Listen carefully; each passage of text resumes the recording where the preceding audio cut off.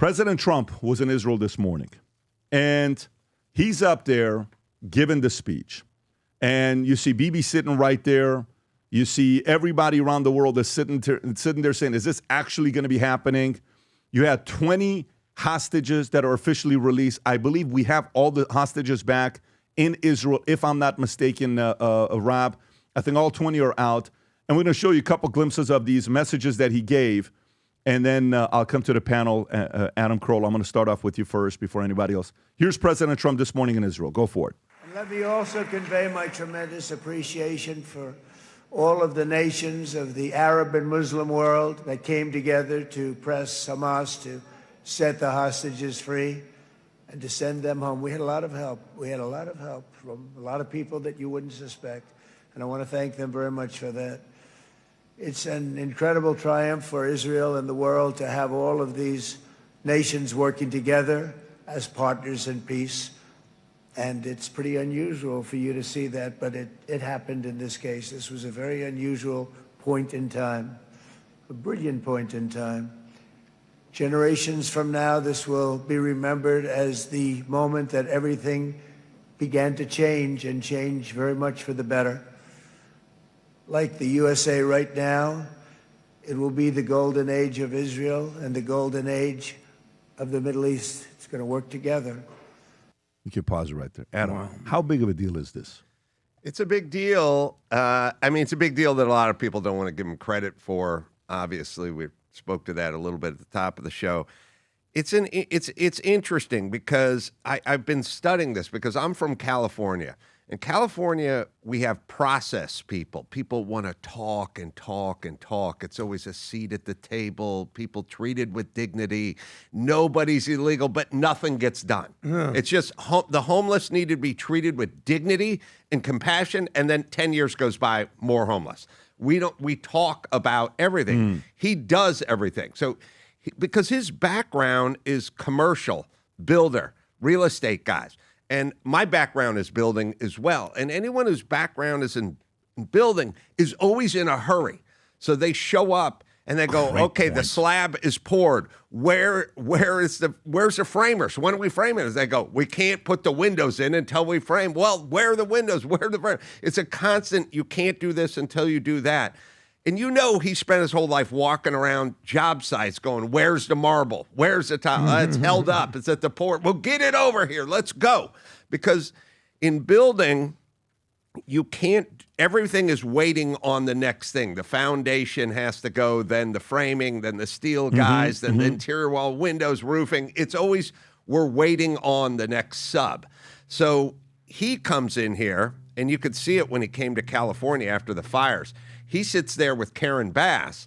She's a process person. She wants to talk about stuff, not do stuff. She wants to go to Ghana and get in ceremonial garb and dance.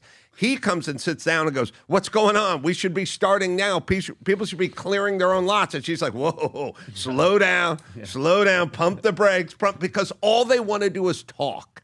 They don't want to do anything. Kamala Harris, does she want to close the border? She just want to talk. And the process people get upset when the people who do stuff show up and start going, what's going on? Why is this taking so long? They get pissed off, and their plan is not, we'll do stuff faster. It's shut that guy up and get him the hell off this job site.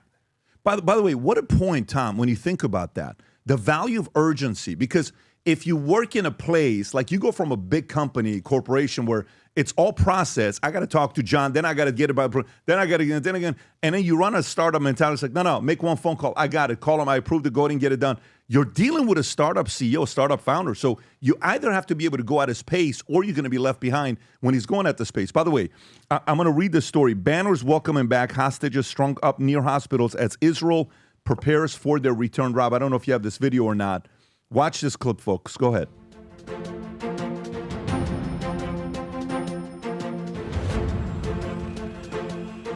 This is just B-roll of actual Israel right now, but I also have... They put American flags everywhere. Yeah. Wow, good for them. And there's also this from CNN right here.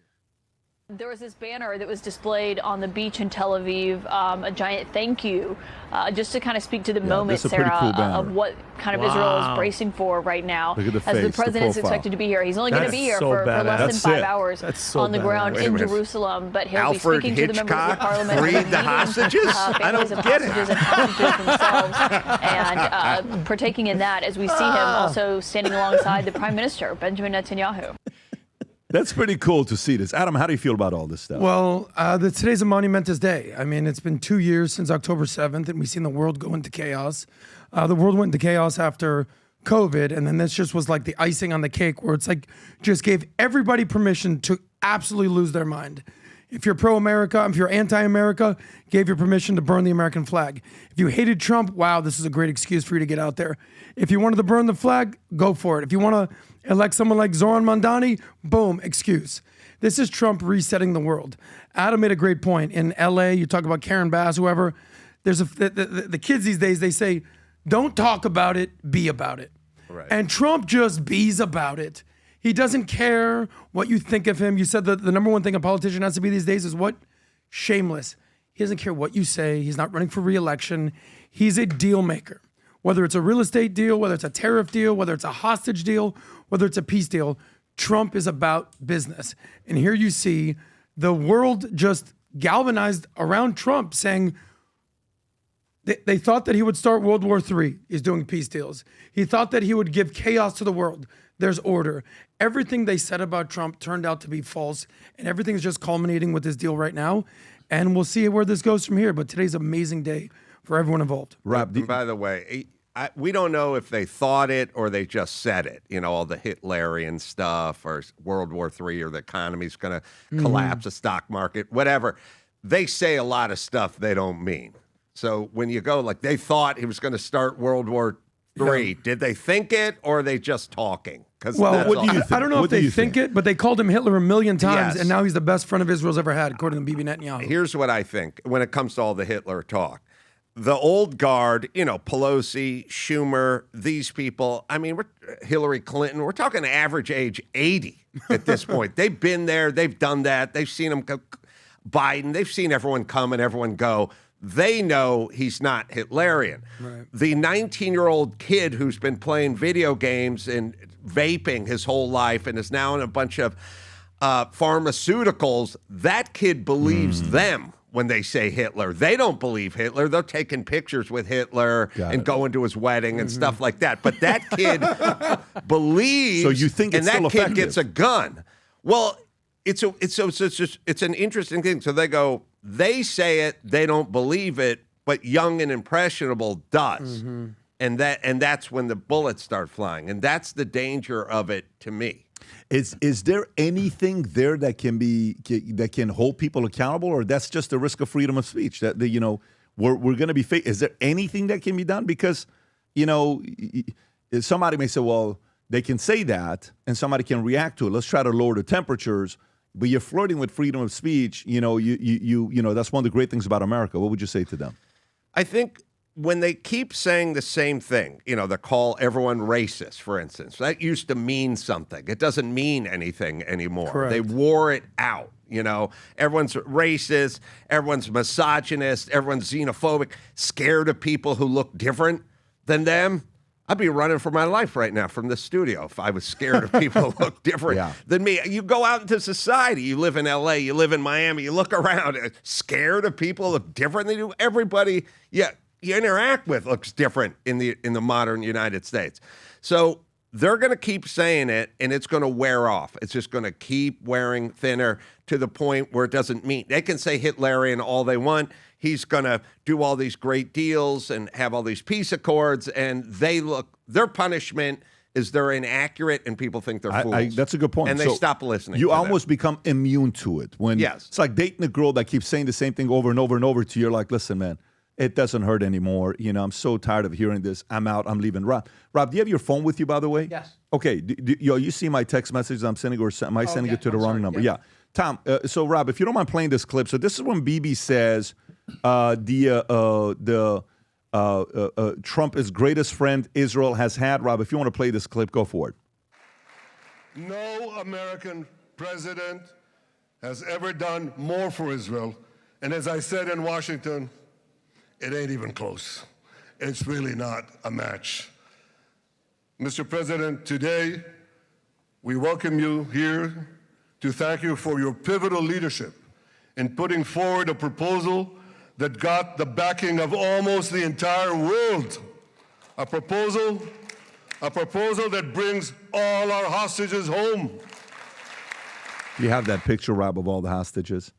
I think we have it somewhere. So it's about 20 hostages that came home. Obviously, that's Jerusalem Post. God bless the peacemaker. You know, you're seeing all this stuff all over the place. Vinny, where are you at with this? Where are you at with this? You've been on the podcast, PBD Podcast, now for how long now? I'd say 2.5, 3 years? Yeah. 2.5, 3 years. So we've been in the thick of things. This is the 20 hostages that they had. Notice none of them are women. They're all men. Some say maybe women didn't make it. Well, no, they gave the women and children earlier. Yeah. That's what happened. So for the most part. Right. So where are you at with this? How are you processing this? Well, first going back to what Adam was saying about, downplaying the Hitler and the You know what? Good Adam. Yeah, good. And we have to do yeah. Good Adam. I like respectable My bad. Adam. Yeah. Good Respectable Adam. Machleta Adam. Let's just go with that. When you've watered down Hitler, when you've watered down racists, it's so dangerous, because then when the real racist and the real second Hitler or somebody that bad comes around, you know what we're gonna say? Oh, is that the nah? It doesn't even work anymore. But Pat, going to your question with going to Donald Trump, since I personally I was living in LA, Adam, during his first run, and good Adam, first run and everything. I was wearing a red hat, it was a red hat, a Yankee hat, and I was getting attacked. I had to deal with all that nonsense, all the lost family members, lost really, really good friends, got into fights and arguments. From that to where we are today, if you can't say, I'm talking about put George Washington and all them aside, he is going to go down, love him or hate him, as one of the greatest presidents in the history of our nation. I don't care who's going to come after. As of right now, the stuff that he has done and the crap that he's had to go through, that they put him through with Russia and impeachments and everything, it's done. It is done. What else does he need to do? The fact, by the way, the Nobel Peace people have lost all credibility. I never said that they actually had it before, but this guy has stopped 8 wars. He's gotten everybody back. So now Hamas at this point, Adam, they're just, Hamas is just sitting around going, okay, we gave him back. What I would do right now is go after full freaking initiative. I'd go after Hamas and just wipe them all out. I mean, where are they right now? They gave him safe haven. I think what he's done, Pat, is amazing. I saw one of these hostages just get released, and he looked like the person, the IDF soldiers talking to him was a female. He looked up into the sun, and you could see that he hasn't seen that thing in a long time. And he just had a moment, and then she was like trying to talk to him. I think it's amazing, and he's going to go down as one of the best. Talking about the Nobel Peace Prize, you know what's the weirdest thing about the Nobel Peace Prize is you have to submit your candidates for Nobel Peace Prize before January 31st. So which means it would have been 11 days from him winning. So January 20th. Okay. He has to be nominated for Nobel Peace Prize previous to January 31st. Okay. Yeah. So they nominated at that time Maria Corina Machado. Why? Because Venezuela, Maduro, all that other stuff, right? So this is the whole thing with the deadline that you got to submit before that. So, but you know what makes it funny? This is what makes everybody's like, oh, that makes sense. Why they did this? Watch this. Obama becomes president, and they say he won 8.5 months later. No, he didn't. He won 11 days later. Because he became president January 20th. And they gave it to him They nominated him as a Nobel Peace Prize within that 11 days. And then he won. That means before even doing anything, nothing, they gave him the Nobel Peace Prize. Yeah. And this guy here, Putin comes out and says, Trump is too good to get a Nobel Peace Prize. And Trump actually thanked him for it. I don't know if you have that clip or not. There's a clip of Trump thanking Putin for saying the president is too good to be awarded the Nobel Peace Prize. Here's Vladimir, Rob, if you have it. Worthy or unworthy. But at a close premium, I don't know. But he really does a lot to resolve such complex issues that have lasted for decades, for years, or indeed for a happy crisis. I have already said exactly I know in relation to the crisis in Ukraine. And Screens is committed to this. Some things were successful, some were not. Maybe we will still be able to do a lot based on the agreement of discussions. Areas of use. But he's definitely trying, definitely working on these issues. issues of achieving peace and resolving complex international situations. Here are the most... Did you have it, Rob? That's him, that's Putin, and then Trump just tweeted a thank you. Oh, Trump tweeted a thank you. Yes, that is right here. Trump is so funny. Thank you, Mr. President. President Putin responds to President Trump not winning the Nobel Peace Prize. This award lost credibility. The committee discussed the prize for people who have done nothing for the world. He solves complex problems, crises that last for decades. By the way, what's even worse than this, Obama sends a tweet saying, hey, congratulations on the peace deal, all this stuff. Never once saying Trump. Nope. And then Maria Corina Machado wins it, thanking Trump. Right. And then he retweets it, still not thanking Trump. Yeah. Like, do you understand? Maria 100%. Corina Machado said this wouldn't have happened without Trump. So, Tom, where are you at with He's all not this stuff going on Beetlejuice, with is what Israel? you're saying. If you say his name, he's not just going to magically appear in your house. I'll tell you where I am. The first trying to thing be is, comedian? I've always found it ironic that the Nobel Peace Prize was named for Alfred Nobel, who invented dynamite. Right? If you don't know that, he's the inventor of dynamite. Nice. So, Peace Prize. Maybe dynamite is what ends Blow you to wars. pieces. But go ahead. That's right. Oh, it's the Nobel Peace Prize from the inventor of dynamite. yeah. It's not peace. No, this is the art of the deal, and I think people need to appreciate the deal maker that's in the White House and getting things done. As Adam Carolla said at the beginning, he's not a discussion guy. He's not a let's sit down, talk about it, and have tea. He's a guy, let's go get it done. You get on the phone with the subcontractor. I want the foundation done. I want the foundation cured so we can start putting up steel and build this thing. And he sent Rubio and he sent Witkoff, and now we find out that also Jared Kushner is in there part of it. But check this out. When the deal first came down, it started with Trump making a better relationship with Turkey. Okay, this is the guy I'm going to need. He's already kind of at odds with Israel. I got to get some work done here. And here's how the thing came together over literally, apparently, 7 days after 4 weeks. 4 weeks working on it, Pat, 7 days. Step one says the Hamas leader, Khalil al-Hayya, he saw it and he said, no, I'm a no on this. There was like 16 points, not quite 20 points. I'm a no. Then 2 days later, he came back to the Arab mediators, including the Egyptian guy, and he said, yes. Now, what changed? What changed? The pressure on him changed. Egypt and Qatar told Hayya, this deal is your last chance. They're going to unleash Israel. They're going to pull all these people out of the zones, and they are going to crush the rest of it and get down to the tunnels. This thing is going to end even worse if there is a possible worse. And he said, well, think about it. A day later, Turkey warned him, say, listen, if you don't approve the plan, I'm going to strip you, Hamas, of political and diplomatic cover. I'm going to leave you hanging. And you need money, and you're coming to me for money, and you're coming to me for arms. I'm going to leave you hanging, was a message from Turkey. Then Egypt said, listen, if you don't get with this, we are going to stop pressing and stop lobbying to have you have a say in Gaza's post-war governance. You will have no say. You're out. So the pressure came from the Arab community, from Qatar, Egypt, and Turkey in that way. And then they did one thing. They reached out to Khaled al-Qadami, if I'm pronouncing it right. You're doing great. Who is in Iran, and he's Hamas representative in Tehran. So he's like the ambassador for Hamas in Tehran. Yeah, it sounds weird, but that's what he does. And they said, listen, you need to get behind this, but all the Palestinian civilians won't be forced out. They will be a way for humanitarian resettlement and reconstruction. And then Tehran said, okay, if that's in there, then we're going to whisper to Hamas that we want you to do it. And that's how it came together. Look at all the deal making that was in there. And Trump issued apparently private warning to them that said, look, we know they're out of money. We know they're out of military. I want to know who wants to step forward and fund them and give them the next round of arms. Whoever that is, I'm going to find out. Yeah. Isn't that an interesting final thing to say? Very much so. And by the way, did you hear what he said this morning when he's like, look, you know who you are. Those of you guys that were a part of this Abraham Accords, good for you guys. And those of you that you're not, it's not too late to want to choose to come and do something with it. And Iran, you still have a shot at doing a deal with us. This is not a being weak in our negotiation part. Don't think we have the strength. But it's still not too late for you to come and make a better deal and make sure Iran's going to be in a better place than it was before. But this morning, it was very interesting listening to him give the speech that he gave Obviously, it's a big deal on what happened here. I don't think this guy's going to slow down. He's going to keep going. By the way, imagine being married to this guy. Babe, where are you today? The average person, where are you? I'm at Publix. Where are you, babe? I'm at the gym. Yeah. Babe, where are you? Israel. Yeah. Babe, where are you today? Are we going to have dinner? No, I'm in Alaska. Do you want to go to dinner in Alaska, have some crab legs or maybe some bass, Alaskan bass? Yeah, I guess we're going to do that. The guy's like a running machine going everywhere and anywhere to get the job done. Did you hear Caitlin Collins And one said last point. What?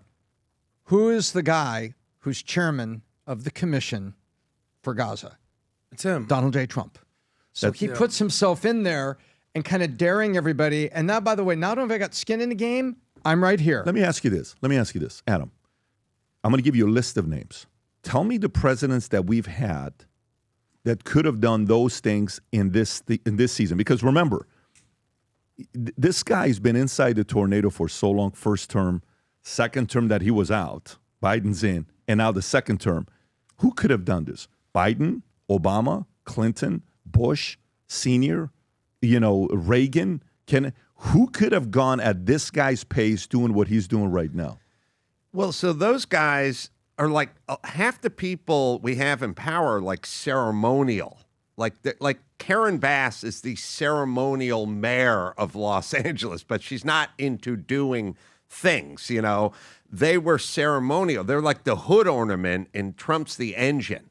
They were just along for the ride. Mm-hmm. And out front, everyone saw them and went, oh, look, it's a Rolls Royce, and gave them a bunch of credit, but they weren't driving the car. They weren't powering the car. So their plan is to sort of oversee what's going on and not start a war, but not get anything done.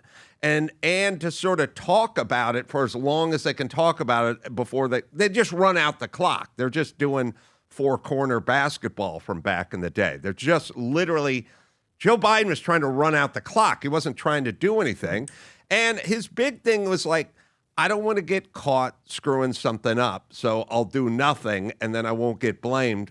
And I'll try to pull the troops out of Afghanistan, and then, boom, we'll come down on him. So I think these guys just sort of status quo, hang out.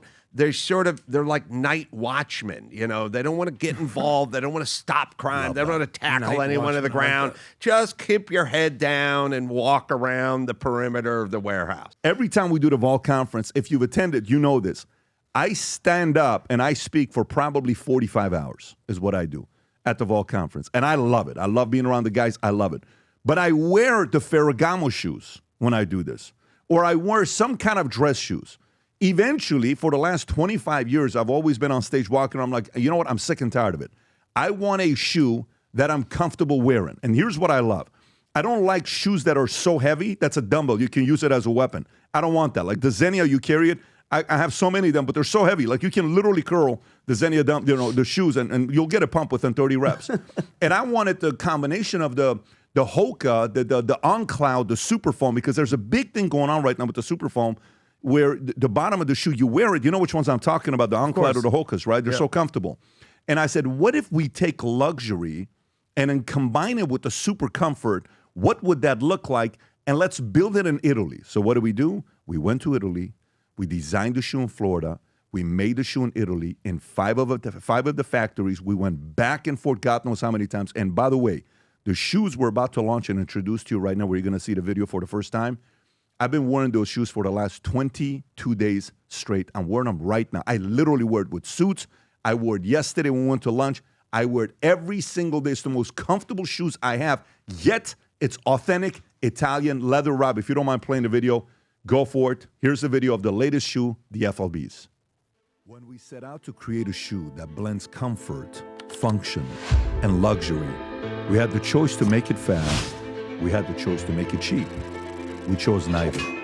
Instead, we chose Tuscany, Italy. We chose true Italian craftsmanship, each pair touched by 50 skilled hands. We chose patience, spending 2 years perfecting every detail, and we chose the finest quality at every step. Introducing the Future Looks Bright collection. Not rushed, not disposable, not ordinary. Rather, intentional, luxurious, timeless. Boom. There you go. Designed in Florida, 100% made in Italy. 50 hands touch each shoe that was made. And here's what's unique about it. I want to kind of show this to everybody that knows this. And I've worn pretty much every one of these shoes. So if you compare this, the Italian leather, of course, it's made in Italy. It's not assembled, made in China, assembled in Italy, 100% made in Italy, assembled in Italy. It's FLBs, Berluttis, which are 1840, Ferragamos are 895, Zennias are 1190, and Gucci's are 950. Leather premium lining, all of them except for Gucci. Laceless feature, it's the FLBs, the Berluttis, you have laces, Ferragamos laceless, and then you have also the Zennias, and then the Gucci's have the laces. I don't want to wake up in the morning, put laces on. I want to get out the house. Took me 3 seconds to put my shoes on today. Craftsman, 5 different Italian factories all made this shoe. Berluttis are the same as us, as well as FLB. But the only shoe, these trainers, the only one in the world today, according to the factories that told me this in Italy, that has the super foam, the only one that has the same super foam used in the On Clouds and the Hokas, it's the FLBs, and they're officially out, and you can place the order. Here's a challenge. We only have 1,000 of these pairs. And when you say 1,000 of these pairs, they start from size, I believe, is it 8? It goes 8, 9, 10, 10 and a half, 11, 11 and a half, 12, 13. Those are the sizes that we have. And the shoes that you can get today, the colors, you have access to, Rob, if you can go back there, you can have access to those browns, which is absolutely beautiful. And by the way, the brown on the bottom, the stitching on the side is a left stitching. If you can change the picture, and on the bottom it says the future looks bright. Look at the white lines on the side. It's beautiful. The only ones we have right now that you can get sent out today are the black and the browns. If you do want the white to pre-order, I would highly recommend you do so. They're going to come out the second week of December. So the white and the navy blue comes out the second week of December. The browns and the blacks are available. If you believe the future looks bright as much as we do, go place the order. There's nothing like sitting in the boardroom with your trainers and you put your feet over your knee and people look at the bottom of your shoe and it says future looks bright. That's how you get deals done. All right, so they're out. I'm excited to announce it, and I'm very happy for people to go sport it. When you get them, take pictures, send it our way. We're going to show all these shoes, all the pictures that are being taken. I already got a bunch of them sent to me on Instagram. Go to vtmerch.com, place your order. It's all over the website. Maybe buy it for your husband, buy it for your brother, buy it for your coworkers, buy it for your best salespeople if you want to let them know the future looks bright. If you enjoyed this video, you want to watch more videos like this, click here. And if you want to watch the entire podcast, click here.